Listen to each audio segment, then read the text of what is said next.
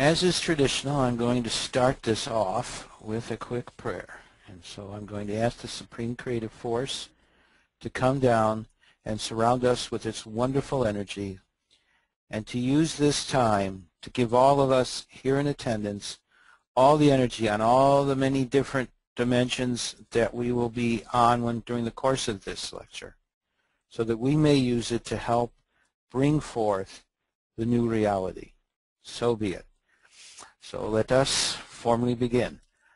As you can see, the title is Galactic Human 101, and that means we're going to go through a plethora of materials and subjects during the course of roughly about an hour and a half, and during that time we will be able, hopefully, to give you an understanding of it all. So let's, as they say, jump off and start the whole thing. So first of all, this is our Earth, and this is where I am, right over here where the red arrow ends, here in beautiful El Dorado Hills, which is just to the west of the city of Sacramento, the capital of California. Now, what I always like to do as well is show you the macrocosm of our reality, our galaxy. But first, an introduction. A great shift in consciousness is now happening to our planet and to ourselves. Realize and understand deeply that you are undergoing many things on both a physical level. You may have aches, you may have pains, you may get blurry vision, you may get headaches, etc. And also the same thing is happening to our planet. Our planet is going through a lot of changes, large earthquakes of an unusual amount and intensities, etc. So let's take this time to explore what this is, these great changes, the shift, and how it's manifesting. Now, these events that I'm going to be talking about, because I'm going to start around my story and go from there, these events were first told to me by many galactic contacts, and verified later by science and the media. So now to the galaxy. This is the Milky Way galaxy. This is a picture of it, and you can see all the different arms. And the one I like about this, which is why I included it here, here's my little arrow. This is the solar system. This is our sun. This is the spur of Orion. There are 9 wonderful arms. There's Perseus, there's Sagittarius, for example. And so what is happening here is you are seeing our galaxy. I like to start from the large part. This is 100,000 light years across. And now let's move on to what we're going to be talking about. Now, Mother Earth is starting a new cycle of increasingly more powerful earthquakes and seabed volcanic eruptions. We've seen these over the last 5-6 years, the amazing amount of earthquakes and seaquakes and the minimum amount of tsunamis. Occasionally, some have gone across. The last major one that we know of course, is the one in 2005 Christmas. Climate change is another sign of how Mother Earth is quickening her timetable. So the Earth's atmosphere is shifting, the seabed and the floor of the ocean is changing. Major governments now in power are ill-equipped to deal with these changes. So we have something that needs to be shifted, something that needs to be changed. A new reality is getting birthed on this planet. Now, not only when we look at our planet do we see the outside, which you've seen probably a million times from space, but there is an inside. Earth, like all major planets, all major suns, is hollow. This is a basic example of what we're talking about. This is the planet itself. We'll be discussing it later when we get into inner Earth, but I just wanted you to see that. So onward we go. The various accelerated changes to Mother Earth involve, as I said, seismic and volcanic changes, which are leading to a polar shift. And when I talk about a polar shift, I'm not talking about the Earth flipping its polar, North Pole to South, South Pole to North. I'm talking about a shift from having 2 poles, being a bipolar system, to being a monopolar system. And we'll describe that during the course of this. As I said, a lot of things to be discussed. These alterations can be categorized as either physical or spiritual, mental or emotional changes. And this is happening to ourselves and also to the Earth. For example, we are moving from limited to full consciousness. We are moving from a 7-chakra system, which many of you have seen before, to this 13-chakra system that was given to me. And as you can see, it has some of the same materials. There's our friend. It has the root and the sext and the solar plexus. There are new ones. There's the upper heart, which is the thymus.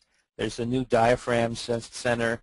There's in the head a whole bunch of new ones. The well of dreams, the pineal and pituitary centers separating, so the ajna or eye, third eye center is split, and that's to create a sequence system for the well of dreams to become part of our visionary system, because when we're fully conscious beings, what we do is we integrate between heaven, spiritual messages, and physical messages. So we need to know that, and then we need to balance ourselves. So we have a galactic female and galactic male center that makes sure that our body is balanced between its female and male aspects.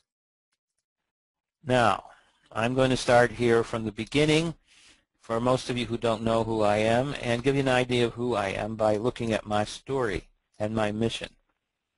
Now you might ask, who am I, Sheldan Nidle? Well, since I was a toddler, I've had teaching, learning experiences aboard craft. And my sister as well as myself were convinced from all that we went through as children that we were really raised by our space family, which were the Syrians, a magnificent group of beings that I have not encountered the equal of. Now, my initial Syrian guide, and this is way back, when I was less than 1, I have always been odd. My mother calls me, when she was alive, the oddest, weirdest experience in her entire life, because of all the blue lights flashing, people disappearing, large people, the Syrians showing up in my room and in the house, light flashes going through the house, etc. I was educated by the Syrians' marvelous educational technologies in histories, philosophies, and the sciences of both their own reality and of this planet. When I was about 15, because that's when I was a science geek, and I thought I could change science, which was absolutely erroneous, but I thought then. I was very naive when I was a teenager. I asked them to leave because the dichotomy between what I had learned and what science was teaching was so, the chasm was so enormous. I just did not feel that I could embody both of them together. I was hoping later when I got into graduate school I could, but didn't get there, so it never happened. They said that they would return when my mission as messenger was nearly ready to begin, and indeed they did. In the mid to late 1980s, they came back. Now, how did I go through all this when I was a kid? Now, what they did was I would get aboard the ship. They would teleport me above it, either into a scout ship, which is what they did most of the time, or directly into the ship itself. And I used to call the place where I'd wind up the mattress factory, because it contained endless rows of mattresses. At least they looked like mattresses to me. They were extremely soft, and whenever you laid on them, you'd go right to sleep. I would get up on the ship. I would be there, or else I would land at one of the bays, and I would be transported by them on a long walk to this huge room. And then they would put me in this chair against this wall, and I would sit down, and all of a sudden, if it was a history lesson, which is shown here, you would suddenly, the wall seemed to disappear in front of you, and in its place was this living history, like a living, walking diorama. As it says here, rapid light pulses coming from the wall contained information, and I could see history. It was like it happened in front of your eyes, literally. And I saw things like the Declaration of Independence being written, the Constitution, and all points in history. It was amazing. So I went through all of that, and not only was it history, it was about science, it was about different technologies, it was about the whole concept of how their societies operated, etc. It was a large amount of education.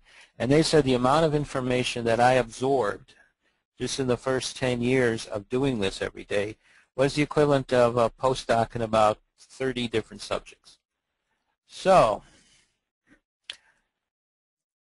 when I said to let go, it was the period just before I graduated in high school, roughly 61, and then again in 64 when I actually graduated. I was asking them to leave, but the Syrians returned in the late 1980s, 86, 87, 88.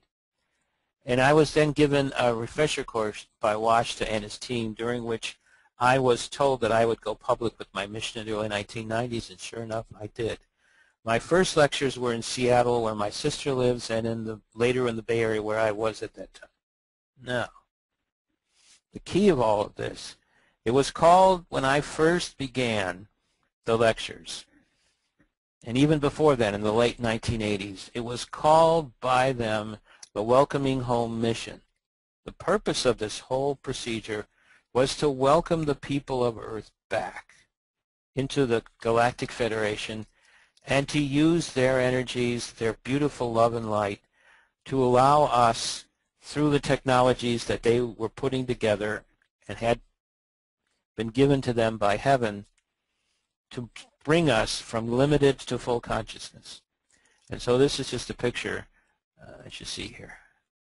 Now, first contact is imminent and the major turning point in human history. Basically, if you were to look at history, recent history on this planet, it would be divided immediately because of contact into pre-first contact and post-first contact.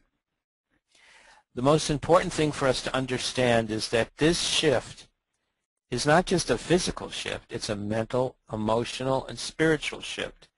It's returning us to full consciousness.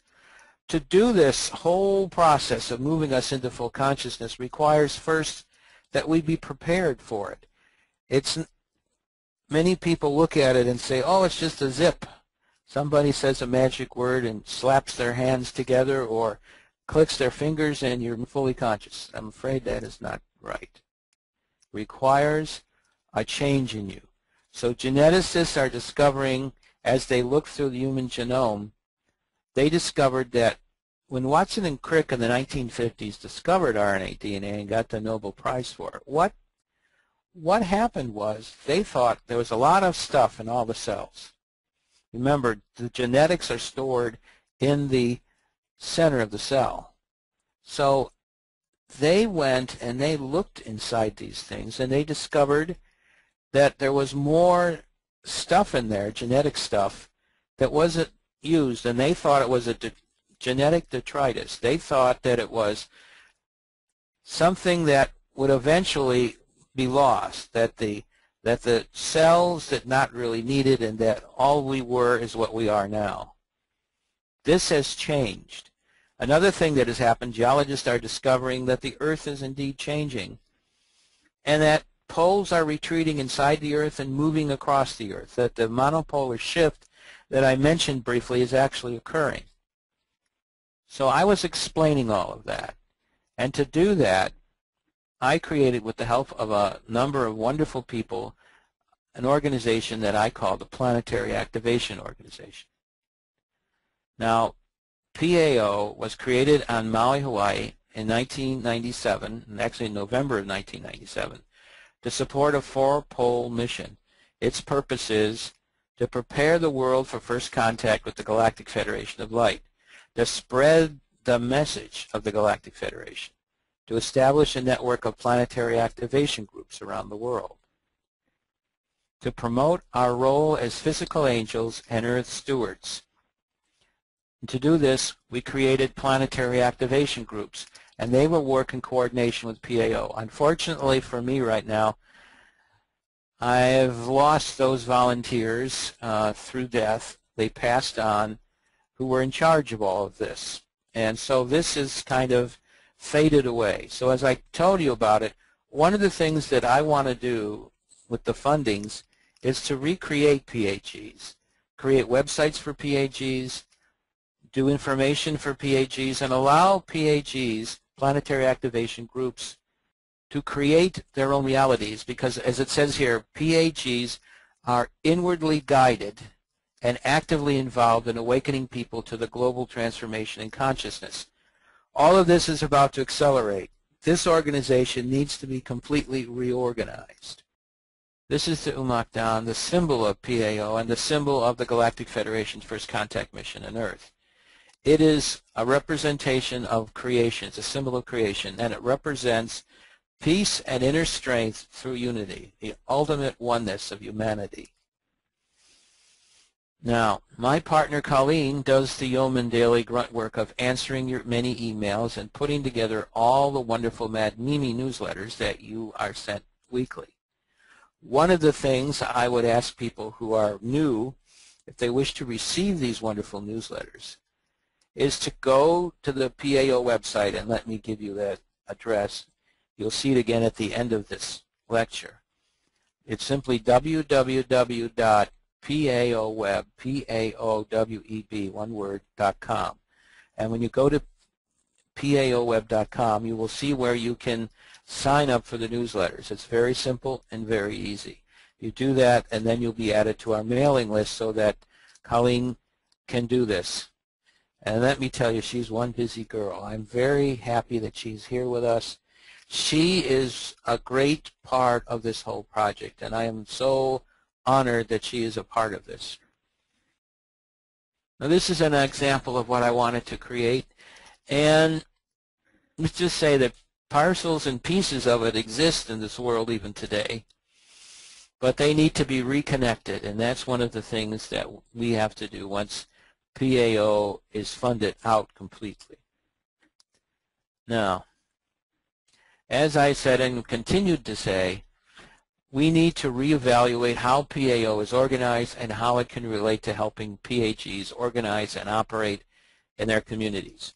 But remember this about us and about this world that is very important. Margaret Mead's wonderful statement that explains my mission in many ways. Never doubt that a small group of thoughtful, committed citizens can change the world. Indeed, it's the only thing that ever has. Okay, now, let's look in depth now at our history and ET origins, because guess what? We're not from here. Okay, now here's an idea of Earth history. It goes roughly from the setting up of the first civilization on our planet. Now, to get a fuller example and the full story of what I'm about to talk about, the best thing to do is to go to the book, Your First Contact, and I'm going to emphasize the importance of that book. In it, it explains thoroughly all the things that I'm about to talk about, and that way you'll have it in print right beside you. So do not forget to get that book. That book is vitally important to what I'm about to tell you. Now, so let's begin our timeline. I'll explain this to you as we go by so that you get a better idea what this is all about. Now, 35 million years ago, etheric intelligent civilization was on this planet. Indeed, it was throughout this galaxy. About 26 million years ago, there was a dinosaur and reptilian invasion. The reason for that invasion was the whole concept of Inchara and the Inchara continuum. What Inchara and the Inchara continuum are, they represent the dark force energies, the etheric bad guys of this galaxy.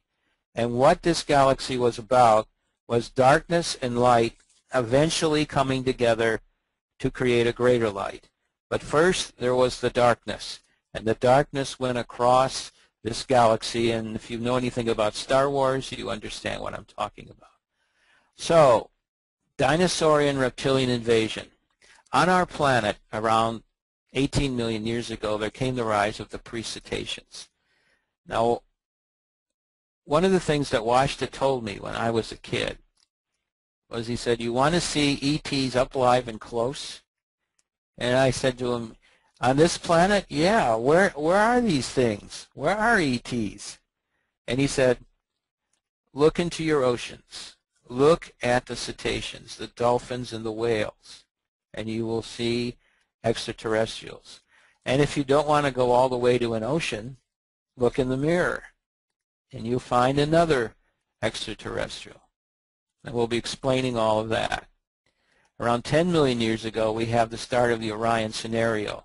The Orion scenario, very simply, is when the various dinosaurian and reptilian groups that settled with the pre-cetaceans on Earth were vying for the guardianship of this planet. The Orionites came by, which were reptilians, and told them, these dinosaurians and reptilians, that acting along with the pre-cetaceans to create a guardianship, a stewardship of this planet was wrong. What you needed to do was get rid of the pre-cetaceans.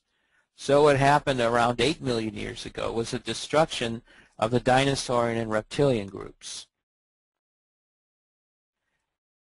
And it took about 2 million years, and the Earth began recovering from that attack.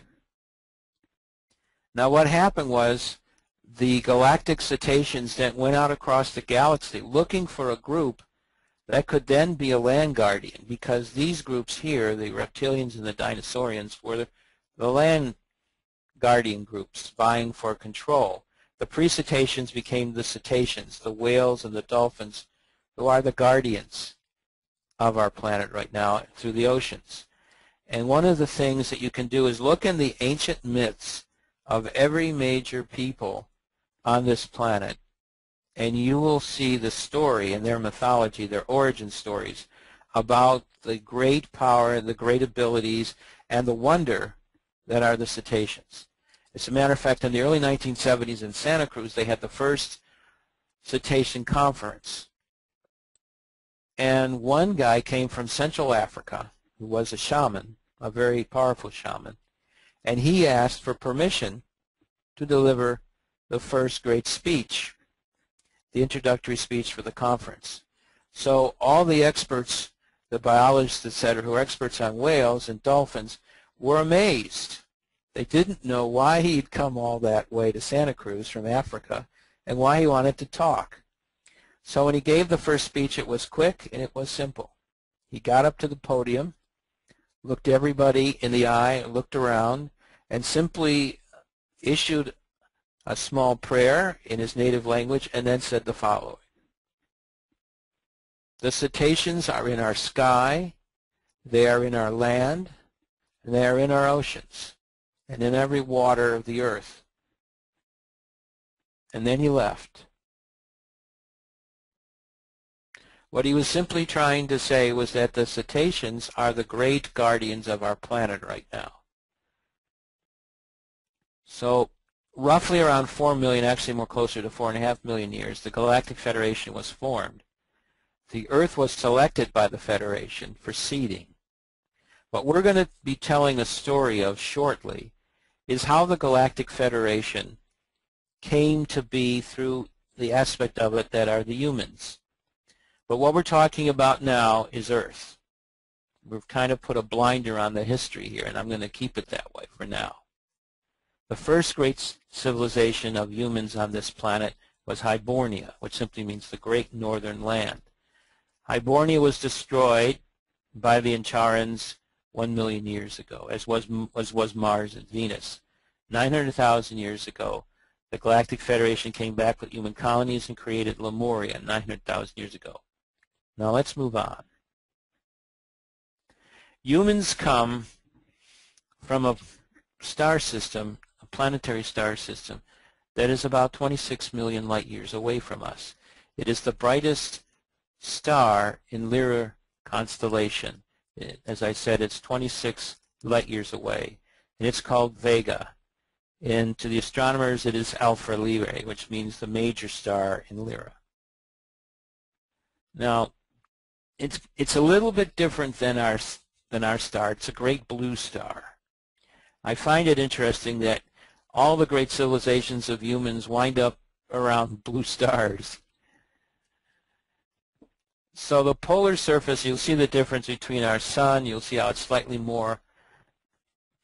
bigger, a little more different in how it operates. But it's a star, and that's all we really need to know right now. And this is where we came from. This is at 25.1 light years away, roughly. Some people say 26. And this is where we are. This is Earth. We were colonized after Sirius was colonized. And these are the various strongholds at that time. Remember, there was a war going on. Galactic humans and their allies disagreed with the dinosaurians and the reptilians' claim to the entire galaxy. This resulted in the Galactic War. I've always stated that what Lucas was talking about with his war, and he just made it a galaxy far, far away. Actually, it's a galaxy quite near. It's our own. Humans evolved in the third planet from the blue star Vega, and we eventually became aquatic apes. What humans achieved 6 million years ago was full consciousness. They were accelerated by a series of processes which took a while. It wasn't instantaneously. And then humans finally reached this solar system some 2 million years ago. I'm going to keep this sweet and simple right now, because if I keep talking like I am right now, I won't make it through all this information. So what I want to do here is give you a touch of everything that hopefully will explore the curiosity in every one of you to want to understand all of this. Remember, if you look at humans and you really study their genetics, you discover that they have very odd gene pairs which separate them from other animals on this planet, because we aren't from this planet. The apes that exist on this planet are not our ancestors. They are quite different. For instance, if you take a 6-week-old, any ape, gorilla, chimpanzee, I don't care what kind you pick, put them in the water, they will instantly sink and drown. Put a human the same age, they'll float. They'll learn how to swim. Humans can breathe underwater when they're young. Apes cannot. And I can go on and on and on. We are aquatic, ape-like creatures that were given full consciousness. The detritus that Crick and Watson discovered is actually kind of the remnants of all the stuff needed, all the genetic materials needed to make us fully conscious again. How this stuff was not kept in sequence and alive and encoding in our system is another story in itself, and we'll get to a part of that also. I want you to begin to see, to look, to feel, to hear inside yourself intuitively that what I'm talking about is not some weird story. It's a story about who and what we are, where we came from, and where we're going. It's a story about who we are,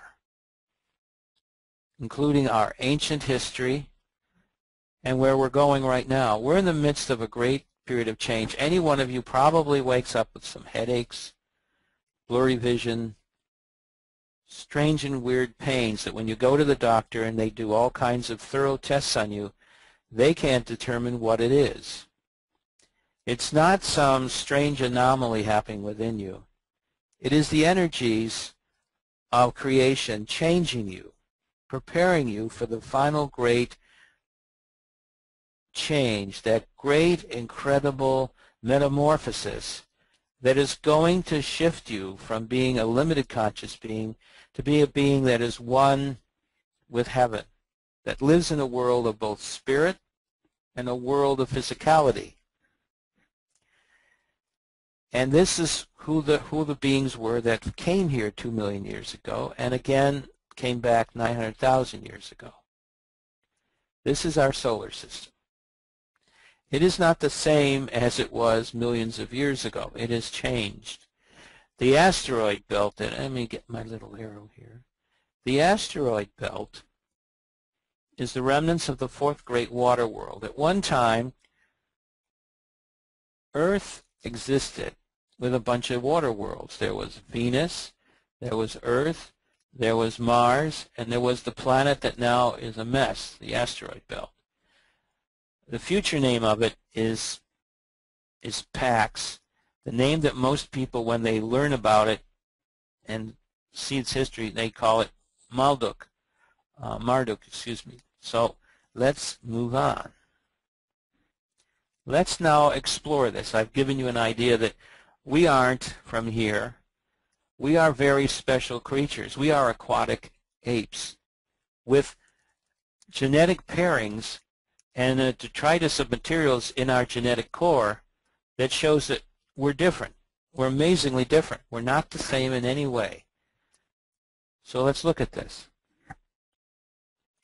One of the first people to discover this was a Canadian professor in genetics, and his name was Professor Sam Chang. And he began to see, as they looked through this whole human genome, that what we see in our DNA is a program consisting of two versions, what they call the big code and the basic code. The big code is currently inactive or is dormant DNA program. This creates our fully conscious selves. Then there's the basic code, and that's who we are right now. It's currently our active DNA program. This creates who we are, a limited conscious human. Now remember this, big code, basic code. As you begin to study what geneticists are looking at, you begin to see deeply that indeed these two things are coming together. So one of the things happened was a crew was looking at this term junk DNA, and it began to look, this is a group from IBM, and they discovered that there are parts of the genome, this was specially coded proteins, all the things that are our DNA are protein chains. The basis of these motifs in the junk DNA suggested that portions of the genome may have an important functional role. And so what happened was people at the labs around the world were beginning to discover that this so-called junk DNA is more than what people think of. Watson and Crick in the early 50s, when they discovered RNA DNA, thought that this junk DNA was dead. Well, it wasn't. It was living. It was forming structures, specific and important structures that have a role. As Dr. Isidore Rakulsa said from IBM, these regions, meaning these structures, may indeed contain structures that we haven't seen before because they are living, they're encoding. Another group looking at this in Europe discovered that a close-up view of the human genome has revealed its innermost workings to be far more complex than first thought. Now, just looking at 1% of all of this stuff, they discovered that this so-called junk DNA was weaving together an intricate control network. And these works were published in the journals Nature and Genome Research. And the Encyclopedia of DNA Elements study was a collaborative effort between 80 organizations from around the world. And the most important part of this is what not only the Sanger Institute came up with, but what the Russians came up with.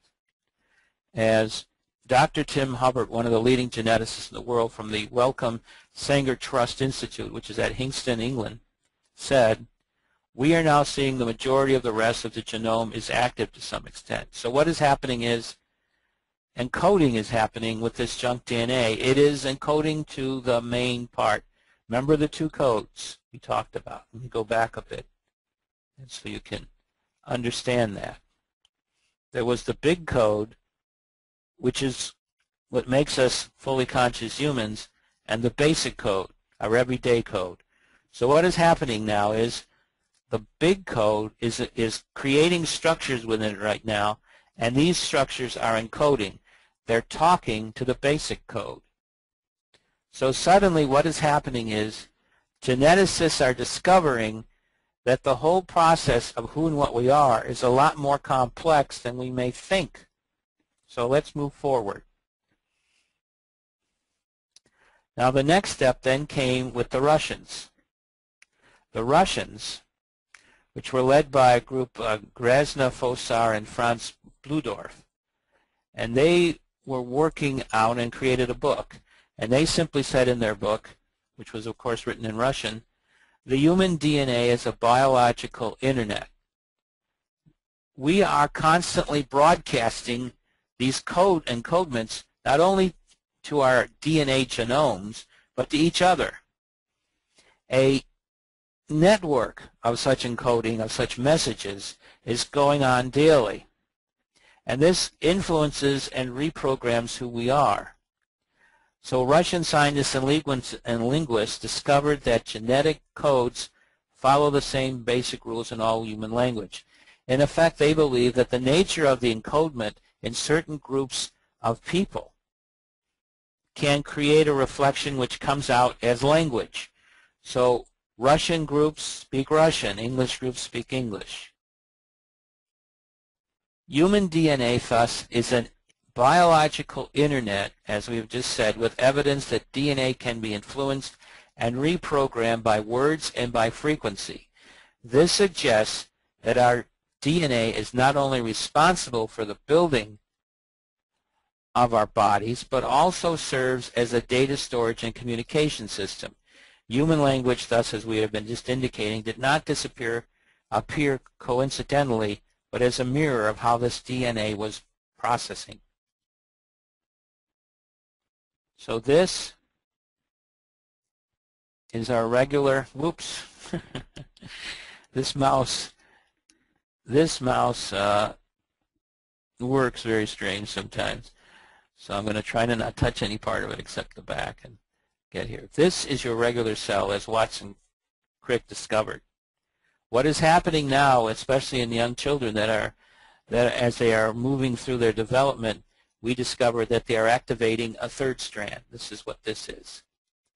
So we are having active genetic mutations occurring. These are all about creating consciousness. So what we need to understand as we look at all of this is, okay, evidence shows that we are not from here. Evidence further shows that we have aquatic origins from whenever we were. The other thing is, we are now mutating back to what we were. Now, so what does this look like? This is 12-strand RNA DNA, which is the 12th strand of a fully conscious being, and it creates what a combination is called a star tetrahedron, a 12-sided figure. So what would happen with this figure is it represents circuits. And remember, all our RNA DNA is protein strands. These strands are mutating right now. And when the mutation is finished, when our metamorphosis is done, our genetic structures, our basic genetic structures, will look similar to this. So we are changing as human beings on a cellular basis and also as an individual. We are changing not only our physical, as the DNA does, but our mental, emotional aspects and our spiritual aspects are all coming together in strange and weird ways to allow all of us to become fully conscious beings of light, because that's where it's supposed to be. Now, one of the things that has been happening and is vitally important to all of this is starseeds. And I have a whole section on starseeds in my website. But I want to explain to you what starseeds are, and this will begin the explanation. As it says here, starseeds are individuals who feel excitement and longing about learning that might have originated from another world, because they are from another world. One of the things that I experienced, and I found when I got to talk to a lot of contactees, is that they experience aloneness and separateness. They see humans not as a social interaction. They see them as sense. And this sense as a starseed is of being a foreigner on this planet. I have felt like a foreigner for most of my life. They found the behavior and motives of our society puzzling and illogical. I could never figure out humanity. I still can't. I'm better at it than I was when I was this age, 20s and 30s, but not much different in my 60s. Starseeds are often most reluctant to become involved in the institutions of society, that is, political, economic, healthcare, etc. Even at an early age, they learn to discern the hidden agendas of such conventions. How does society work? What's the secrets behind it? We're pretty good at figuring that out. Now, let's look at starseeds and why they came here. Why did suddenly you pick up spiritually, so to speak, your packet and move to this place. They are evolved beings from another world, another galaxy, another star system. Their mission is to assist us to bring in this new golden age, this age of full consciousness. If you check at children, children really understand the change. They sense it. They experience it. I could tell you all kinds of stories about indigo or crystal children. I'm not going to right now. But just know these marvelous young beings have come here for two purposes. One, to assist us, and two, to actually be guardians in helping us to change. One of the things that happens at a certain stage as this mutation that I've been talking about happens is that the genes of these starseeds begin to be encoded with a wake-up call, and then they activate. And it happens at a certain time in life. They may be going along completely oblivious to all what I've been talking about, and suddenly, bing, the light goes on, the bells get sounded, and they begin to have an immense interest in all that I've been explaining to you. So what is happening with starseeds?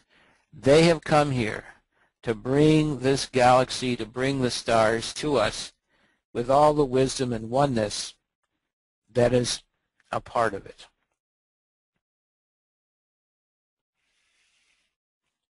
So just remember, your awakening as a starseed, as you awaken, can be gentle and gradual or quite dramatic and abrupt. In either case, some memory of who and what you are is restored. It allows you to take up your mission, to see who you are and what you need to do. You have a much easier connection to your higher self, and this permits you to be largely guided by your inner knowing and the inner knowing of your higher selves. Many starseeds, as it says here, have practiced rapid spiritual weight loss.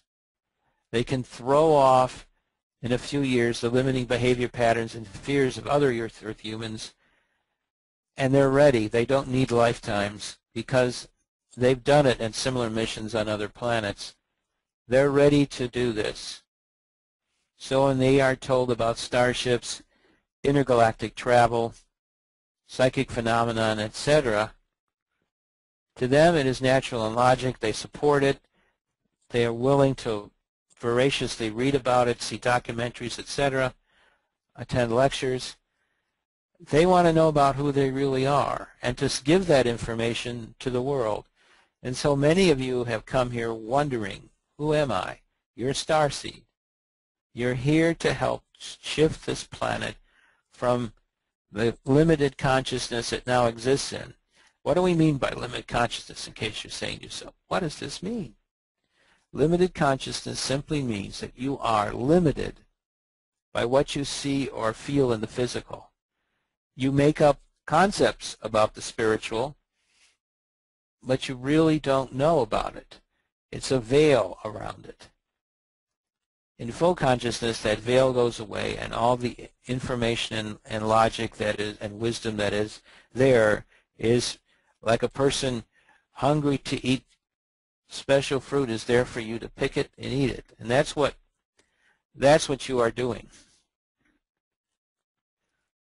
So this great shift in our reality, why is it happening now? Why not some other time? As it just says here, you're in the midst of a great shift in your conscious reality. Let's move on and get a better idea of what this all means. It means, as we've been saying, that you're in the midst of a great shift in your mind, in your body, and in your spirit. You are right now in the midst of a great awakening of spiritual interest in this life. It's not just about the rebirth of interest in religions. It's more than that. Many start that way but go beyond it. It's about what is the basis of these religions, what do they mean, how do they relate to me, how do they relate to the societies I reside in, what does all that mean to our future, where are we going? You become searchers, explorers, and as you learn, you become way showers for your society. That's what's happening right now. So let's let's continue. So as this all happens, you're noticing shifts in your chakras. You're noticing shifts in your aura. Things are changing. As you can see here, this is a wonderful little animation, and I think it gives you a better idea what we're talking about. You are changing, and that's actually what auras look like. They're constantly flying in and out, light, dark, etc. And there's a shift in all of it. As I showed you at the beginning with the 13 chakra system, the new chakras are being gradually integrated into a new whole, your new you, as I like to call it. The transformation operation is approaching the point for direct physical adjustments. That means, by your mentor, I mean your galactic and spiritual mentor. Just before you change your metamorphosis, like a butterfly from a caterpillar. Only you're moving from a limited conscious caterpillar to a fully conscious immortal butterfly. Now this is who you are right now. A traditional 7-chakra system that extends from your root and sex chakras to your solar plexus, all the way up to your heart, throat, your third eye, your ajna center, and your crown. This is the traditional distribution, as it says here, of the body's energy system. But we're changing. This is the end result of this change, the 13 chakra system that we explained at the beginning. Now what is happening is things are going on in your 7 chakra system to transfer it into the 13 chakra system. So as you look at this, the diaphragm is still being adjusted in most people. Eventually it will become a brand new chakra system. The diaphragm is where all your fears and upsetnesses, where you hold this energy. One of the things that Wilhelm Reich discovered was that when you apply your hands, your fingers, to the diaphragms in the right way and breathe continually in breaths that are, and what some people call it Zen breaths, some people call it meditation breaths, in channeled, connected breaths, you begin to see this energy moving backwards and forwards throughout you. You go through heat and sweat and everything like that. But when you finish it, you feel so much better. Why? Because we have released, using this technique, we have released the energies that you have, in many cases from childhood, on your diaphragm. Another thing that's happening is the thymus center, the upper heart chakra, is beginning to open up. When you're first born, your thymus center, which represents your immune system, is one of the largest organs in your body. By the time you become an adult, it's like the size of an almond. It's really small. So what is happening as part of this transformation? It is becoming bigger again. Your immune system is growing stronger. And then when you get into your head, you see how the chakra system there is moving from something that controls thought to something that controls the energies of heaven, so that your higher self, your I am presence, can communicate directly with you. So the head chakras are opening up. The key to all of this is the visionary center, the so-called 8th chakra, which is right up here, the back of your head, around your brain stem, and it's called the well of dreams. It's called that because it will communicate. Where's my little friend? There he is. I have this sticky little system here, and you probably see it flying around, and I don't. And what it does, it takes the third eye, which now has been broken up into 2 sections, and communicates with them, kind of like a projector system. So you begin to change, you begin to communicate, you begin to discover. Your body becomes more than just a caught system, it becomes a fluid system. It becomes a changing system. And this is what happens. This is the full system And as you look at it, this is a pain with me. Okay, there it is. So down here, your heart pains and odd breathing episodes can sometimes occur, but what it's doing is the heart is separating from the thymus. The heart is becoming stronger. It is becoming the true center. One of the things that scientists and doctors, especially who are in medicine, who are studying the heart, they've discovered that the heart, much as the ancient Greeks thought, the heart has a nervous system in it equivalent to your brain. It's very complex. The electricity in the heart is as complex and as powerful as that in the brain. Your heart, as the ancient Greeks thought, was the center of your soul. Heart energy represents the spiritual, full conscious energy. The brain represents the limited conscious energy. Its job is to collect energies up in here. It's to collect energies so that it can be funneled to the heart, the fully potentialized heart. Because all decisions in a fully conscious being come from the heart in all the meanings that humanity has given it in all the many languages that you hear this expression in. So you become a person of heart, a person also of mind. But it is heart over mind, not the other way around in a fully conscious being. So we are changing. We are becoming servants of heaven. We are becoming stewards of planets, of star systems, and of galaxies. We are becoming fully conscious beings. This is an example of what we talked about with the head chakras.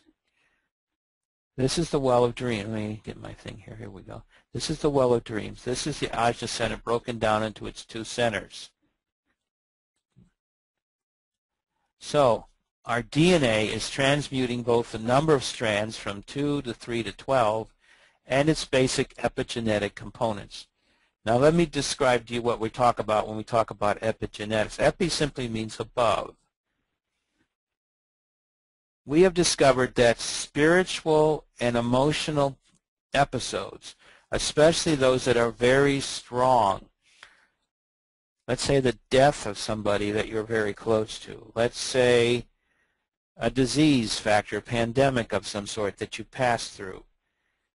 You remember this. You blueprint it into your genetics. You control your genetics. You switch on and off certain genetic sequencing.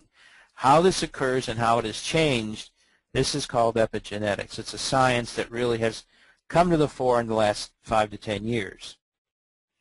So what is happening? Not only do we have epigenetics happening in our genetic system, not only do we have this switch on going between the heart and the brain, the nervous system is also commingling with the meridian system. One of the things as you begin to go through this whole process of how does the nervous system operate is you begin to see that as you move toward a shift in consciousness, it becomes more complex. That's why more chakras show up. You are moving from a simple organism of consciousness to the most complex in the universe. You are becoming a being of true conscience and of true potential. You are becoming a being in which the moralities, the wonderful concepts of heaven become not just a bunch of words, but become what is your guidance, what you do every day. So the result is that the old Ajna center, the pituitary and the pineal, separate. And the purpose of it is this system, the well of dreams, comes and it works together with all of this so that it can create and interpret your dreams and your visions. And it's further added to by the crown chakra. And all of this heads down through the nervous system to the heart. Thus, the new nervous system is one that can react to stimulus that you cannot now perceive. When you become fully conscious, you'll have a synthesia. Synthesia is simply bringing together color in all its different wonders, words and sound together, so that your stimulus is based upon that. Right now, you can't hear words as color. You can't see sounds as not just vibrational patterns, but as actual colors. All of that is coming, and we'll talk about that when we get to the next section, which is about full consciousness. And all 206 meridians are to become active and one with your present sympathetic and parasympathetic nervous systems. You are rewiring yourself. That's why a lot of people are going through aches and pains and don't understand it. This is just a concept of the meridian system and the system that works with it, its collaterals. And I'm not going to get into the nature of it.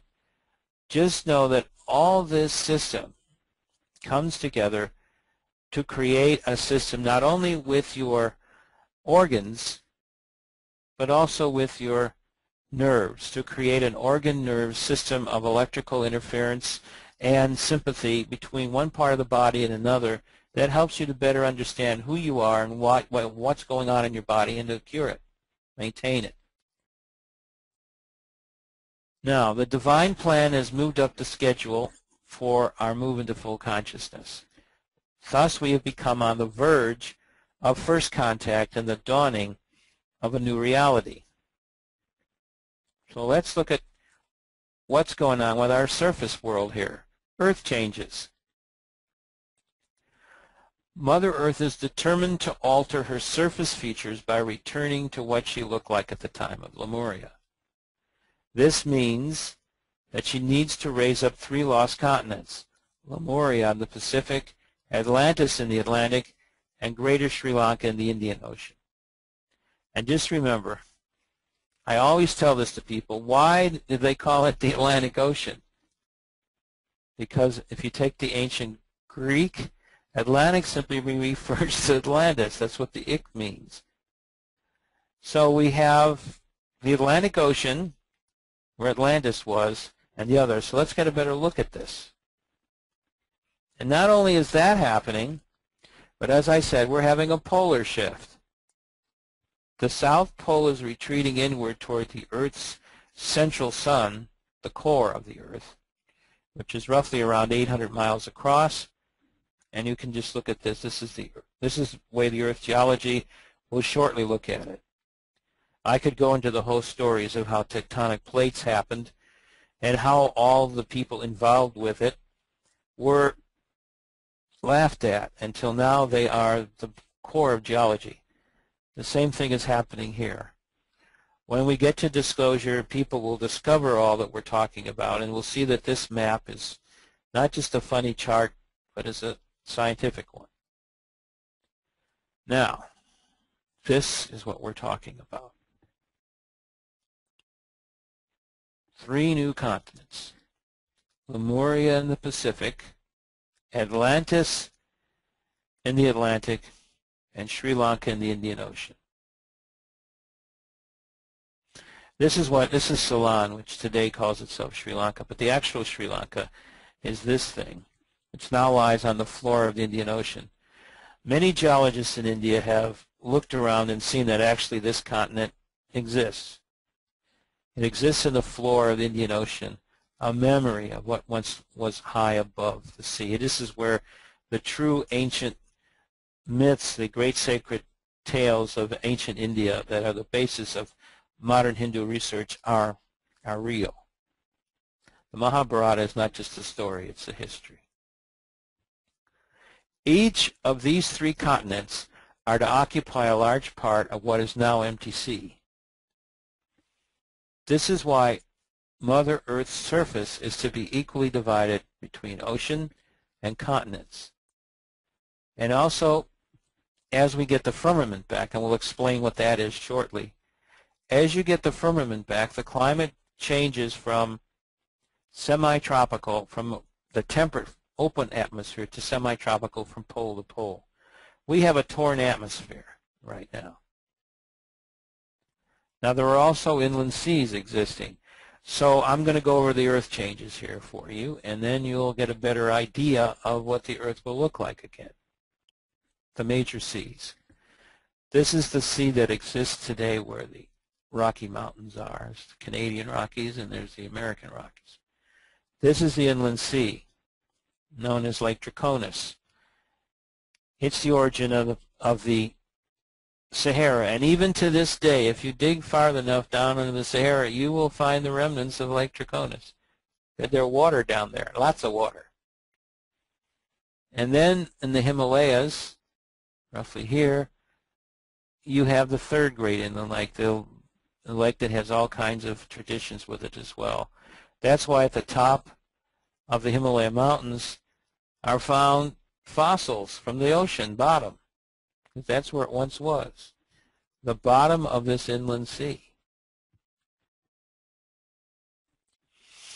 Now the largest of these seas, as I just said, was Lake Draconis, and in former times it was there. As a matter of fact, it's hard to believe today, but the grain belt of ancient Rome was North Africa. And if you look around at the rocky portions of the central Sahara Desert, you will find petroglyphs, human petroglyphs. At one time, what is now desert was grand meadows filled to the brim with wildlife. And the nature of this wildlife is depicted by these ancient petrographs, and they're found throughout North Africa. We live in a world that will be again what it once was. Not a world that we know, but a world that once was and will again be what it looked like.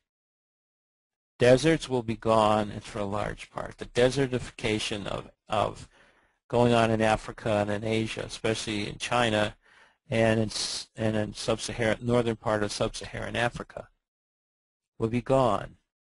Water, which is now so scarce on this planet, will become just the opposite. We are about to evolve, planet Earth is about to evolve, new concepts of reality, the inner core being not solid but hollow, an inner world, is what is happening. And of course this talks about the Himalayan one, North India, extending into what is today parts of Tibet and various other mountain kingdoms of above North India. Drinky poo coming, sorry for this. Okay. So if you look at the Himalayas, you go up there in the top and you find large deposits of ocean salt. These were once parts of huge salt seas. And finally, this talks about the sea in the United States. This lies the remnants of the inland sea which once connected to the Gulf of California. And this sea is to be resurrected. Now, one of the things necessary for us to understand is the nature of our atmosphere. This describes the firmaments. The firmaments once existed and were maintained by, as this is a symbol of, large water temples that existed around the world. Now, half of the firmament one, which is the lowest firmament, was collapsed when Atlantis was destroyed. The firmament was artificially restored by the Libyan Egyptian Empire in 9400 BC. We have to realize that life, advanced civilization exists. If you look at the Egyptian king list, it doesn't start at 6,000 or 3,000 or 2,000 BC. It starts at 50,000 BC. This is a time we're talking about when there were two firmaments above the earth. As a matter of fact, the last of the firmaments were completely destroyed around 4000 BC during the Rama-Libyan-Egyptian War that resulted in the Great Flood. Now, let's move on. Now, the Union is of over 200,000 star nations and confederations. The Galactic Federation was founded just over 4.5 million years ago. Its divine purpose which was to act as physical angels to fulfill the prophecies made long ago for this galaxy, namely total galactic peace, and that's what's now being done out there as we speak. But the key to all of this is us. First contact, mission 1, to return humanity to full consciousness after first contact.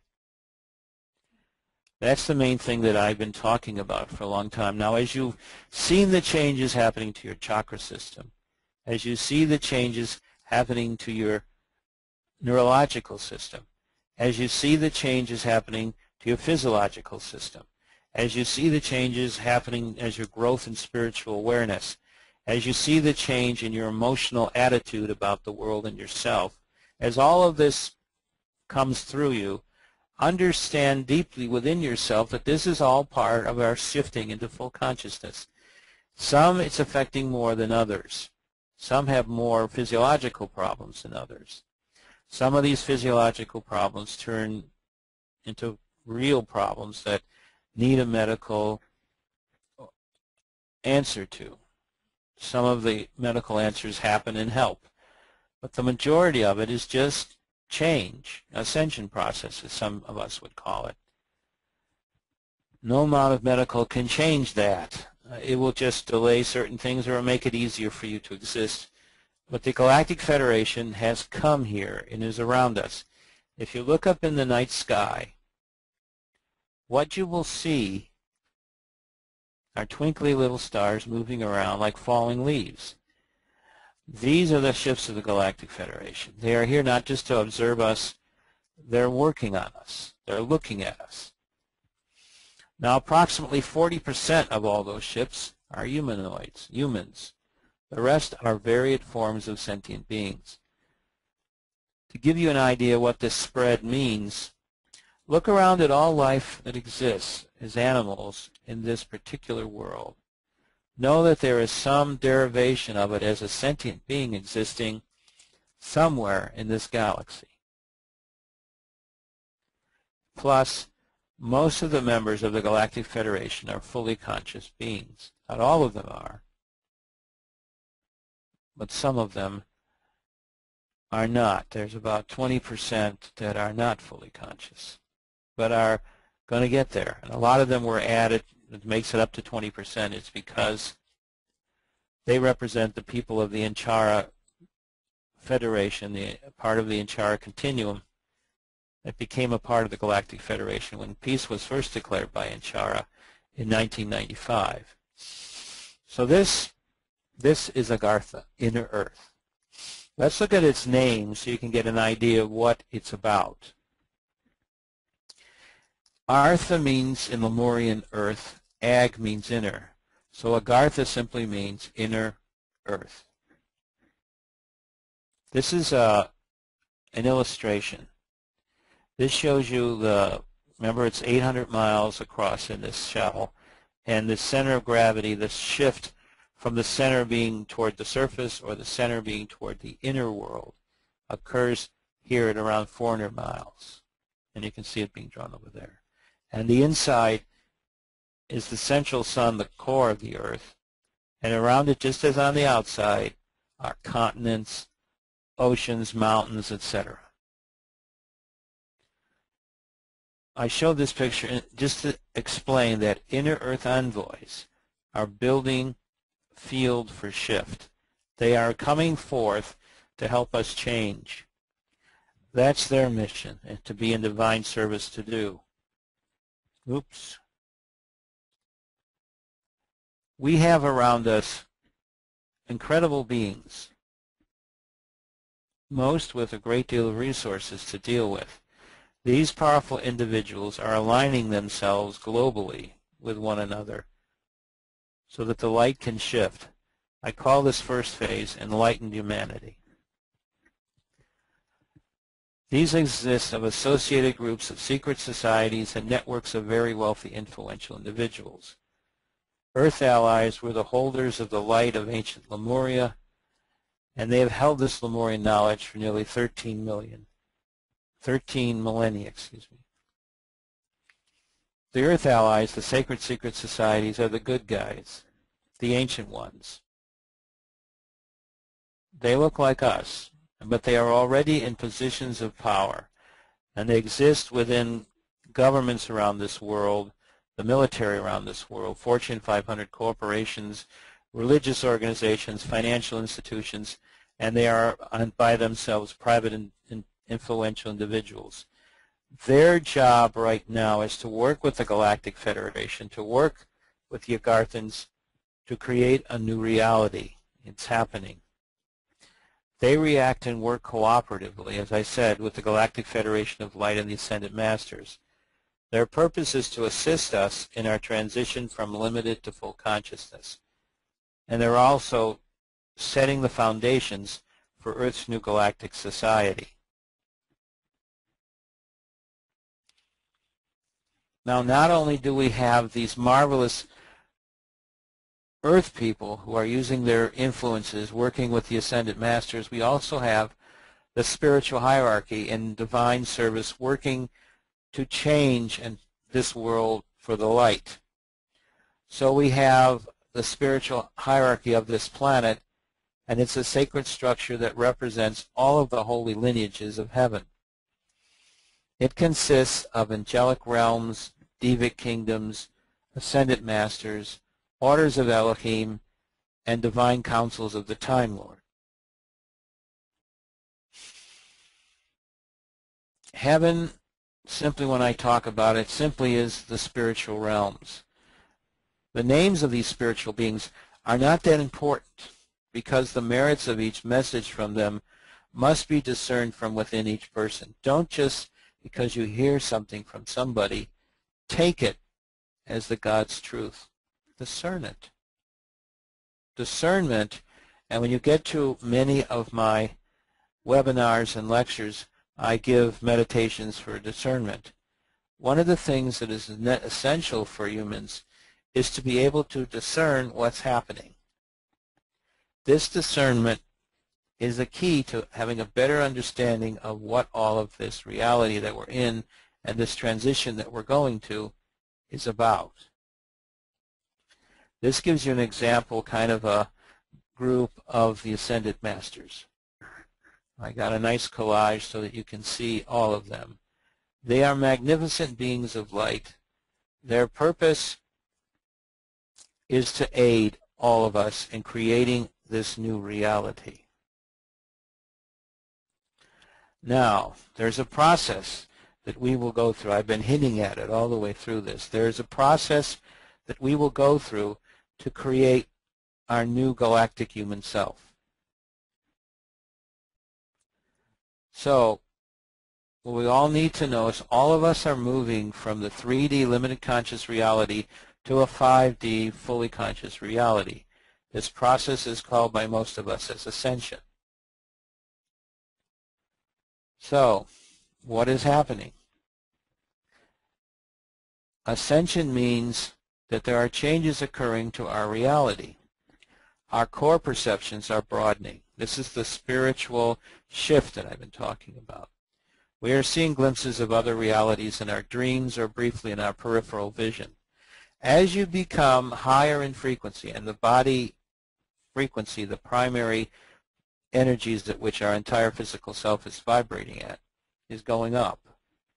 As it does this, it allows your eyes from time to time, when they sync in that vibrational pattern is just right, that you may catch somebody in the corner of your eye for maybe a second, maybe 3, and then they'll disappear. Or you may hear a name said, or beings will say your name loud and clear. They're just awakening you to your spiritual self. Also, we are becoming more sensitive to pollutants in our atmosphere, in our environment, in our water. We are beginning to see that purity is not only about the body or the spiritual essence changes that are happening to us. More importantly, it means that changes are occurring in ourselves. For instance, we are moving more and more away from violence in our movies and television programming. They still keep turning it out, but more and more people are not listening to it in the same occurring period as normal. Now let's talk about this actual process of the shift to full consciousness. Now all this will occur after the landings occur. Your mentors, meaning your beings from either the Galactic Federation or from Inner Earth, will go over what to be expected in the light chambers. Fundamentals of telepathic communications are going to be taught at that time to everyone. We have to get ready to being more than just what we talk, what we say. We have to realize that our entire essence is really about telepathy. We're really natural telepathic beings. We've just cut it out from ourselves. We need to put it back in. And then when we get close to the chambers, they will give us a training device that almost replicates full consciousness to help you experience what it's like and get you ready for it. Now, let's move on. So where we'll be going is here, Agartha. Agartha is a 5D reality. Agartha is actually inner Earth, and it's much bigger than outer Earth. Do not get the assumption that Agartha is some large set of caves. It looks just like our place that we're used to, the surface of our planet. The only difference is there's no night and there's no stars. Except for that, it looks just like where we are, except that everything's a lot more vivid, because as you go up in dimensions, the colors become more bright, more beautiful. Now, when we move to our inner Earth homes to prepare for this, the crystal cities that you are to occupy are found throughout inner Earth, and the living quarters have been modified to contain a section that has your metamorphosis light chamber in it, as well as special training rooms. Once you arrive, you are to meet your galactic human mentor. The device, as it says here, the metamorphosis chamber is in a room whose color changes according to the auric energy of the person in the room. Think of the chamber as a crystallisis or cocoon that cradles you with a gentle, loving energy while you sleep and transform to a younger, more evolved you. So let's look at this. 3 days that change you forever.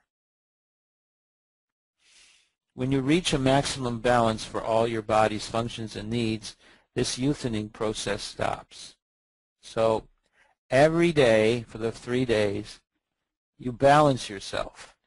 As you balance, you get younger, because aging is a process that was added as part of limited consciousness. So you don't age, you only youth. So when you reach a section where your body functions are balanced, in other words, your divine male and your divine female are balanced in your body, the light then starts to integrate all your new chakras and reactivate all that RNA DNA, all that junk RNA DNA. It becomes encoded. It becomes a part of your system. You transmute into that star tetrahedron RNA DNA 12-strand that we talked about. And this causes a huge body-wide cascade of hormones, proteins, etc. You no longer are that limited conscious being. You have, like the butterfly, you have evolved into a being that can now do the equivalent of flying.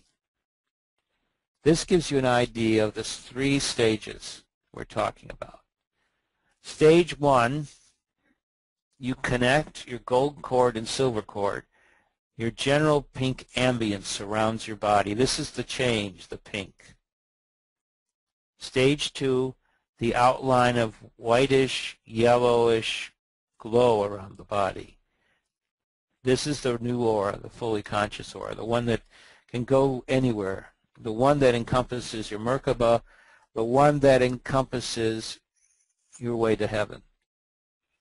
Stage 3, the deep glow and full spectrum colors around your body. This is the magic of the living light. You become fully conscious. As your new abilities come online, you begin a deep review of this life, the one you're in right now, and all your past lives. You have started to become a galactic human. You will know when you walk out of this metamorphosis light chamber, you will be a being who knows the thousands of lives that you have been at. It will become as simple as reading a book that you had to memorize. After this review, you will receive a series of lessons from your spiritual guides on who you are and what spiritual family you are a part of. The angelics of the great boards of heaven, the great administrations of heaven that are a part of who you are, will come to you and explain to you who you are in terms of your two things that people want to know. Who is your spiritual family, and what is your lineage? You will know that. It will give you full access to your Akashic records and all the spiritual aspects of it. At this point, you telepathically connect with your galactic human mentors and receive some preliminary lessons on your abilities. Remember, you have been in a deep sleep, and now telepathically, because your mind has shifted and it is now a telepathic universe, you begin to work with not only your spiritual selves, your spiritual families that have come to you from heaven, but also with the galactic human mentors. And you receive some lessons in how to monitor your abilities. Still asleep, you start to merge with your environment on levels that you cannot previously thought possible. You are becoming galactic human. You will merge and learn that we are all one.